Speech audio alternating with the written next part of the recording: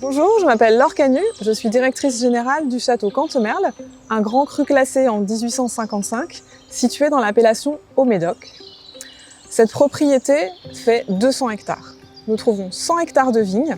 Les 100 autres hectares de notre domaine sont composés de parcs, de forêts, de prairies, mais également de rivières et de grandes étendues d'eau. Je vais vous présenter Alice Baudouin, qui est notre responsable qualité et environnement. Et peut-être, Alice, vous pouvez dire quelques mots sur la biodiversité de notre domaine, à la fois au vignoble, mais également dans ce poumon vert qui est notre parc. Donc au vignoble, on a des corridors écologiques. Ils vont servir notamment de refuge et d'habitat aux auxiliaires de la vigne. On peut avoir les chauves-souris, qui sont des grands prédateurs d'Eudémis et Cochyllis, des oiseaux ou encore des insectes entomophages.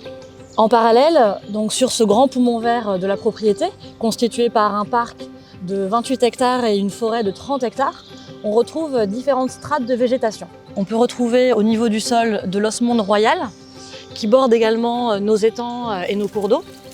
On a des arbustes, mais également des grands arbres, comme des charmes, des chênes, des tilleuls ou encore des pins. Alice, est-ce que vous pouvez peut-être nous dire quelques mots sur ce projet qui nous tient vraiment à cœur, entreprise et biodiversité, cette opération pilote? Réalisons un diagnostic de la faune et de la flore du parc, qui sera reconduit d'ici plusieurs années et qui nous servira d'indicateur de la bonne gestion de nos actions et permettra également d'évaluer l'impact de nos activités sur le long terme.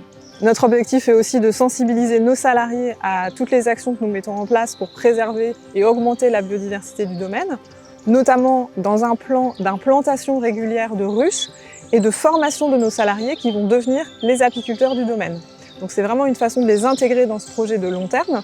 Et également, nous mettons en place des formations pour les plus petits, les enfants des salariés, qui viennent sur la propriété pour construire des nichoirs et des abris pour les différentes espèces du parc. Donc c'est un moyen à la fois d'utiliser des matières que nous devrions jeter et en même temps d'impliquer les enfants sur cette vision de long terme.